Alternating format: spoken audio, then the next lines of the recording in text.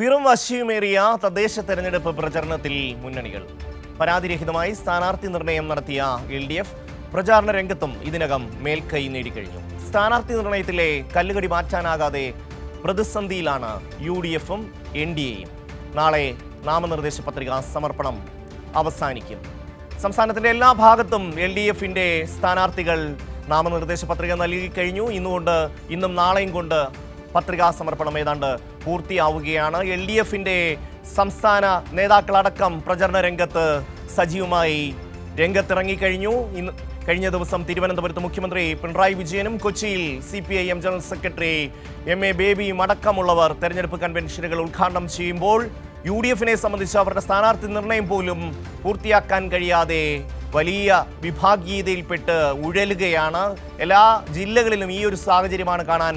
തിരുവനന്തപുരത്ത് നേരത്തെ തന്നെ സ്ഥാനാർത്ഥി പട്ടിക പ്രഖ്യാപിച്ച് തങ്ങൾ ഏറെ മുന്നിലാണ് എന്ന് പറയുമ്പോൾ ഏറ്റവും കൂടുതൽ വിമതശല്യം നേരിടുന്നത് തിരുവനന്തപുരം കോർപ്പറേഷനിലും തിരുവനന്തപുരം ജില്ലയിലുമാണ്. ആദ്യഘട്ട സ്ഥാനാർത്ഥി പട്ടിക പ്രഖ്യാപിച്ചെങ്കിലും വിമതരെ അനുനയിപ്പിക്കാൻ ഇതുവരെയും കോൺഗ്രസിന് കഴിയുന്നില്ല. കോൺഗ്രസ് സ്ഥാനാർത്ഥികൾക്കെതിരെ തന്നെ വലിയ തോതിൽ കോൺഗ്രസിന്റെ വിമതർ രംഗത്ത് വരുന്ന ഒരു കാഴ്ചയാണ് നമുക്ക് കാണാൻ കഴിയുന്നത്. NDAയിലും സമാനമായ സാഹചര്യമാണ്. തിരുവനന്തപുരത്ത് BJP നേതാക്കളുടെ നിരന്തരമായ ആത്മഹത്യ BJPയെ വലിയ പ്രതിസന്ധിയിലാക്കിയിരിക്കുന്നു എന്നുള്ളതാണ്. മുൻകാലങ്ങളിൽ അവർക്കുണ്ടായിരുന്ന മേൽക്കൈ ഇപ്പോൾ പൂർണ്ണമായും നശിച്ചിരിക്കുന്ന ഒരു സാഹചര്യം. BJP നേതൃത്വം തന്നെ പ്രവർത്തകരെയും നേതാക്കളെയും കൈയൊഴിയുന്ന ഒരു സാഹചര്യം. അങ്ങനെ വരുന്ന ഘട്ടത്തിൽ LDF എല്ലാ അർത്ഥത്തിലും തിരുവനന്തപുരത്ത് മുന്നേറുന്ന ഒരു കാഴ്ചയാണ് നമുക്ക് കാണാൻ കഴിയുന്നത്. തിരുവനന്തപുരം കോർപ്പറേഷനിലടക്കം ചിട്ടയായ സ്ഥാനാർത്ഥി പ്രഖ്യാപനവും പ്രചരണവും LDFിൻ്റെ ഭാഗത്ത് നിന്ന് വരുമ്പോൾ UDFിനും NDAയ്ക്കും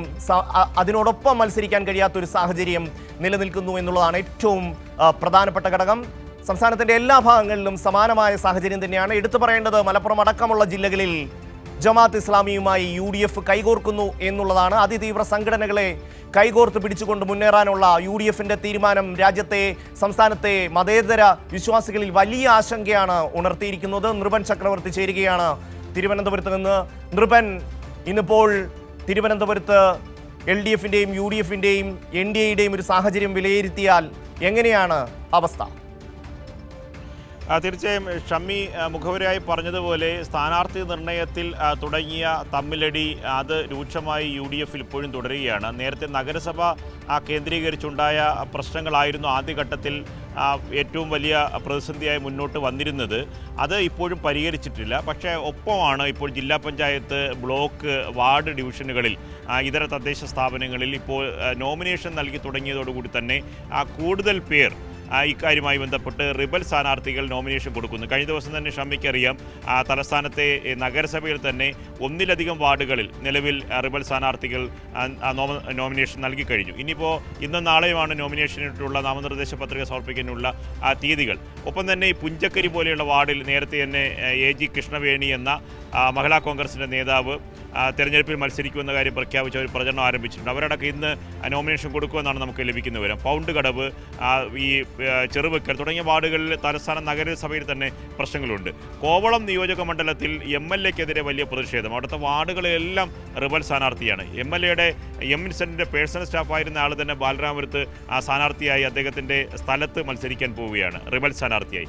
അങ്ങനെ അവിടുത്തെ ഹാർബർ വാർഡ്, വിഴിഞ്ഞം വാർഡ്, പോർട്ട് വാർഡ് അടക്കം റിബൽ സ്ഥാനാർത്ഥികൾ, കോൺഗ്രസിൻ്റെ സ്ഥാനാർത്ഥികൾ രംഗത്തെത്തിക്കഴിഞ്ഞു.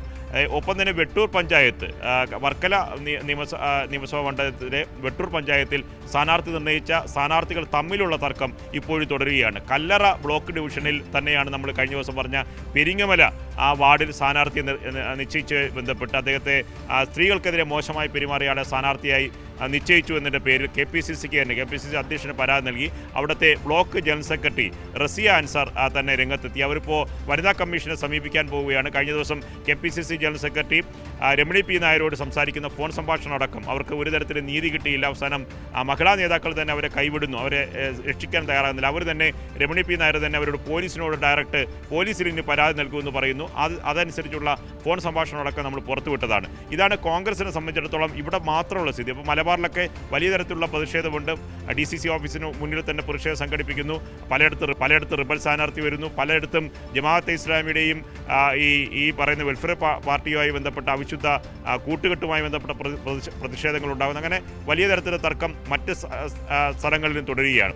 ഒപ്പം തന്നെ BJPയെ സംബന്ധിച്ചിടത്തോളം വലിയ ആശങ്ക എന്ന് പറയുന്നത് പുതിയ നേതൃത്വവും പഴയ നേതാക്കളും തമ്മിലുള്ള തർക്കം അതിരൂക്ഷമാണ്, താഴെത്തട്ടിൽ പ്രതിഫലിക്കുകയാണ്.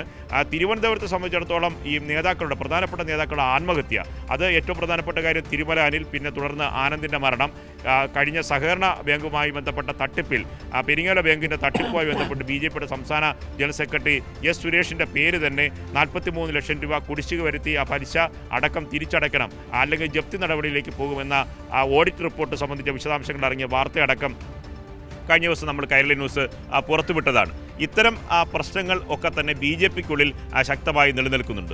അത് സ്ഥാനാർത്ഥി നിർണയത്തിലടക്കം വലിയ തരത്തിൽ പ്രതിഷേധമുണ്ടാകുന്നു, വലിയ തരത്തിലുള്ള തർക്കമുണ്ടാകുന്നു. അങ്ങനെ മുന്നണികളെ സംബന്ധിച്ച് പരിശോധിക്കുമ്പോൾ സ്ഥാനാർത്ഥി നിർണയവും തെരഞ്ഞെടുപ്പ് കൺവെൻഷനും പ്രചരണവും നടപടികളും പരിശോധിക്കുമ്പോൾ LDF ഈ ഘട്ടത്തിൽ, തദ്ദേശ തെരഞ്ഞെടുപ്പുമായി ബന്ധപ്പെട്ട ഘട്ടത്തിൽ ഏറെക്കുറെ മുന്നിലാണ് എന്ന് പറയേണ്ടി വരും. കാരണം എന്ന് പറഞ്ഞാൽ ഈ സിസ്റ്റമാറ്റിക് ആയിട്ടുള്ള ചിട്ടയായ പ്രവർത്തന രംഗത്ത് LDF ഒരു പടി മുന്നിലാണ് എന്ന് പറയേണ്ടി വരും. അത് പ്രധാനപ്പെട്ട നേതാക്കൾ തന്നെ, മുഖ്യമന്ത്രി പിണറായി വിജയൻ തന്നെ നേരിട്ട് ക്യാമ്പയിൻ പ്രവർത്തനത്തിന് രംഗത്ത് വരുന്നു. CPMയുടെ സംസ്ഥാന സെക്രട്ടറി, CPIയുടെ സംസ്ഥാന സെക്രട്ടറി ബിനോയ് വിശ്വം, LDFിൻ്റെ എല്ലാ നേതാക്കളുമൊക്കെ തന്നെ പ്രചരണ ജില്ലാതലത്തിലും നഗരസഭ, മുനിസിപ്പാലിറ്റി, കോർപ്പറേഷൻ്റെ ഏകീകരിച്ച പൊതുയോഗങ്ങളിലൊക്കെ പങ്കെടുത്ത് തുടങ്ങിയിട്ടുണ്ട്. ഒപ്പം തന്നെ ഇന്നും നാളെയും കൊണ്ട് നോമിനേഷൻ നടപടികൾ, നാമനിർദ്ദേശ പത്രിക പൂർത്തിയാക്കി മുന്നോട്ട് പോകുമ്പോഴേക്കും പ്രചരണം കൂടുതൽ തീവാർന്ന പോരാട്ടത്തിലേക്ക് തദ്ദേശ തെരഞ്ഞെടുപ്പിൻ്റെ പൊതുചിത്രം മാറുകയാണ്. ഷമി. നിർഭൻ, തീർച്ചയായും അതൊപ്പം തന്നെ പറയേണ്ടത് ഈ BJPയുമായി ബന്ധപ്പെട്ട വിഷയങ്ങളാണ്. നമുക്കറിയാം, കഴിഞ്ഞ തെരഞ്ഞെടുപ്പിൽ 135 സീറ്റ് തിരുവനന്തപുരം കോർപ്പറേഷനിൽ BJP കിട്ടിയതാണ്. ഇപ്പോൾ ഈ ഒരു തെരഞ്ഞെടുപ്പിൻ്റെ ഘട്ടം വരുമ്പോഴേക്കും BJP ആഭ്യന്തര സംഘർഷങ്ങളാൽ അങ്ങേയറ്റം ബുദ്ധിമുട്ടുന്ന ഒരു കാഴ്ചയാണ്. രണ്ട് പ്രമുഖരായ നേതാക്കൾ ആത്മഹത്യ ചെയ്യുന്നു, തിരുമല അനിലും ആനന്ദ് തമ്പിയും. അവരൊക്കെ തന്നെ ഈ സംഘപരിവാറുമായി ബന്ധപ്പെട്ട് വളരെ ചെറുപ്പത്തിലെ പ്രവർത്തിച്ചു വന്ന ആൾക്കാരാണ്. അതുമാത്രവുമല്ല, ഇവരൊക്കെ ആത്മഹത്യ ചെയ്യുമ്പോൾ BJPയുടെ സുരേഷിനെ പോലെയുള്ള നേതാക്കൾ പറയുന്നത് ഇവർക്ക് BJPയുമായിട്ടൊന്നും ഒരു ബന്ധവുമില്ല. രാജീവ് ചന്ദ്രശേഖർ പറയുന്നത് എനിക്ക് അയാളെ അറിയില്ല എന്ന് പറഞ്ഞ് കൈ കഴുകുകയാണ്. അതിനെതിരായിട്ട് RSSൽ പോലും അതിശക്തമായ പ്രതിഷേധം ഉയർന്നു വരുന്നു. ഇതൊക്കെ ഈ തെരഞ്ഞെടുപ്പിൽ തിരുവനന്തപുരം കോർപ്പറേഷനിൽ പ്രതിഫലിക്കുമെന്ന കാര്യത്തിൽ സംശയമില്ലല്ലോ നിർഭൻ. തീർച്ചയായും ഷമ്മി, അങ്ങനെയുള്ള രാഷ്ട്രീയ വിലയിരുത്തലാണ് തലസ്ഥാന നഗരത്തിൻ്റെ പൊതുചിത്രം എന്ന് പറയുന്നത്. ജില്ലയിലാകമാനം ബാധിച്ചിട്ടുണ്ട്. കാരണം ഷമ്മി നേരത്തെ സൂചിപ്പിച്ചതുപോലെ ഒരു BJP നേതാവ് ആത്മഹത്യ ചെയ്യുന്നു, അദ്ദേഹത്തെ അവിടെ സ്ഥാനാർത്ഥിയായി അദ്ദേഹം അവിടെ മത്സരിക്കുമെന്ന് ഉറപ്പിന്മേൽ BJP സ്ഥാനാർത്ഥിയായി മത്സരിക്കുമെന്ന തരത്തിൽ അടുത്ത സുഹൃത്തുക്കളുമായും ഒപ്പം തന്നെ അവിടുത്തെ ജനങ്ങളോടൊക്കെ തന്നെ വോട്ട് അഭ്യർത്ഥിച്ച് നിന്ന ഒരാളാണ് ആനന്ദ് കെ തമ്പി.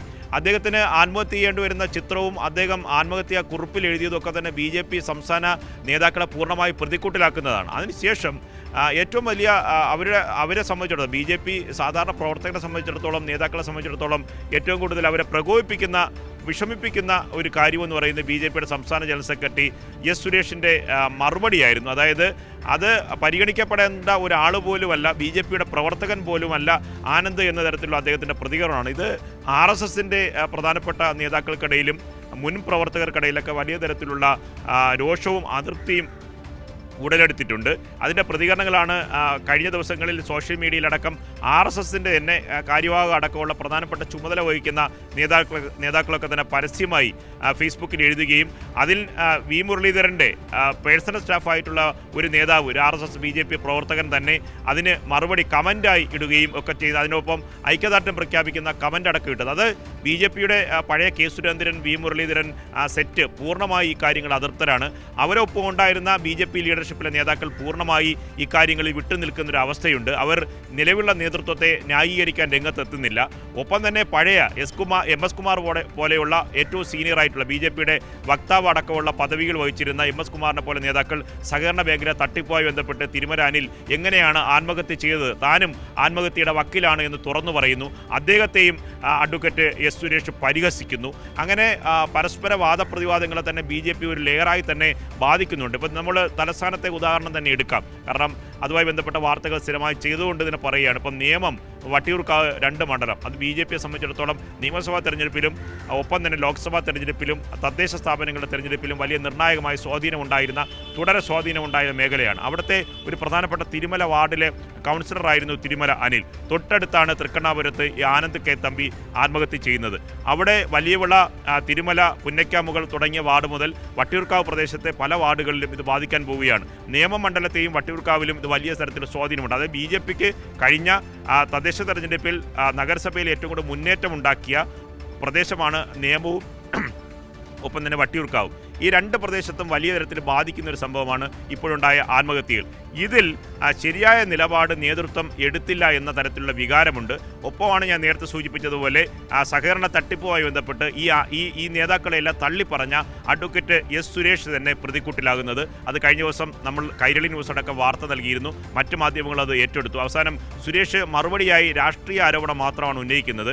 ആ ആരോപണത്തിൽ പറയുന്നത് കൈരളിയും ദേശാഭിമാനിയും ബോധപൂർവം BJPയുടെ മുന്നേറ്റത്തെ തടയുന്നതിന് വേണ്ടി വ്യാജ വാർത്തകൾ ചെയ്യുന്നു എന്നതാണ്. പക്ഷേ അദ്ദേഹം തന്നെ ഒരു വക്കീൽ നോട്ടീസിൻ്റെ കാര്യം പറയുന്നുണ്ട്. അതായത് കോടതി ഉത്തരവിൻ്റെ കാര്യം പറയുന്നുണ്ട്. അതായത് ഈ കേസുമായി ബന്ധപ്പെട്ട് സഹകരണ ഓഡിറ്റ് റിപ്പോർട്ടുമായി ബന്ധപ്പെട്ട് ജപ്തി നടപടികളിൽ പോയപ്പോൾ ജപ്തി നടപടികൾക്ക് സ്റ്റേ അദ്ദേഹം ഹൈക്കോടതിയിൽ നിന്ന് സമ്പാദിച്ചിട്ടുണ്ട് എന്നാണ് പറയുന്നത്. അതായത് 43 ലക്ഷം രൂപ അടയ്ക്കാനുണ്ട്, പലിശ സഹിതം തിരിച്ചടയ്ക്കാനുണ്ട്, തിരിച്ചു പിടിക്കണം എന്ന കോടതി ഉത്തരവ് എന്ന ഓഡിറ്റ് റിപ്പോർട്ടുണ്ട്. അതിൻ്റെ തുടർ നടപടികൾ സ്റ്റേ ചെയ്യണം എന്ന് അദ്ദേഹം തന്നെ കോടതിയിൽ പോയിട്ടുണ്ട്. അതുകൊണ്ട് ഈ വാർത്തയെ സംബന്ധിച്ച് അദ്ദേഹം നിഷേധിക്കുമ്പോഴും ആ വാർത്തയിൽ വസ്തുതാപരമാണെന്ന് അദ്ദേഹത്തിന് പരോക്ഷമായി സമ്മതിക്കേണ്ടി വരുന്നു. അതുകൊണ്ട് BJP ലീഡർഷിപ്പ് പൂർണ്ണമായി പ്രതിക്കൂട്ടിലാണ്. നിലവിലെ ലീഡർഷിപ്പിനെതിരെ വലിയ തരത്തിലുള്ള വികാരം ആ തലസ്ഥാനത്ത് ആകെ പടരുന്നുണ്ട്. അതുകൂടി BJPയെ സംബന്ധിച്ചിടത്തോളം വലിയ പ്രതിസന്ധിയാണ്. അതുകൊണ്ട് ഈ തദ്ദേശ തെരഞ്ഞെടുപ്പിൽ ഇതുവരെ BJP തലസ്ഥാനത്തുണ്ടാക്കിയ നേട്ടത്തിലേക്ക് തിരിച്ചു വരുന്ന പ്രതീക്ഷ BJP അണികൾക്ക് പോലും പ്രവർത്തകർക്ക് പോലുമില്ല. BJP താഴേക്ക് വരും എന്ന ഒരു അസസ്മെന്റ് തന്നെയാണ് ഏറ്റവും പരിണിതപ്രജ്ഞരായിട്ടുള്ള BJP ലീഡർമാർ പറയുന്നത്. ഒപ്പം തന്നെ കോൺഗ്രസ് ഈ മുന്നേറ്റമൊക്കെ ഉണ്ടാക്കും, ആദ്യഘട്ടത്തിൽ സ്ഥാനാർത്ഥി നിർണ്ണയം അടക്കം പൂർത്തിയാക്കി മുന്നേറ്റമൊക്കെ ഉണ്ടാക്കുമെന്ന് പറയുമ്പോഴും താഴെത്തട്ടിലുള്ള തർക്കം ഇതുവരെ പരിഹരിച്ചിട്ടില്ല. അതുകൊണ്ടാണ് നമ്മൾ മണ്ണന്തലയിൽ സ്ഥാനാർത്ഥി വരുന്നത്, ഉള്ളൂരിൽ സ്ഥാനാർത്ഥി വരുന്നത്, പുഞ്ചക്കരിയിൽ പുതിയ സ്ഥാനാർത്ഥി വരുന്നത്. കോവളം നിയോജക മണ്ഡലത്തിലെ മുൻകാലങ്ങളിൽ തിരുവനന്തപുരത്തുണ്ടായിരുന്ന മേൽക്കൈ ഇത്തവണ ലഭ്യമാകില്ല എന്നുള്ളത് ഏറെക്കുറെ ഉറപ്പായിരിക്കുകയാണ്. സാമ്പത്തിക പ്രശ്നങ്ങൾ ഒപ്പം തന്നെ നേതാക്കളുടെ ആത്മഹത്യയൊക്കെ തന്നെ BJPയെ സംബന്ധിച്ച് അങ്ങേയറ്റം പ്രതികൂലമായി നിൽക്കുന്നു എന്നുള്ളതാണ് നൃപൻ റിപ്പോർട്ട് ചെയ്യുന്നത്.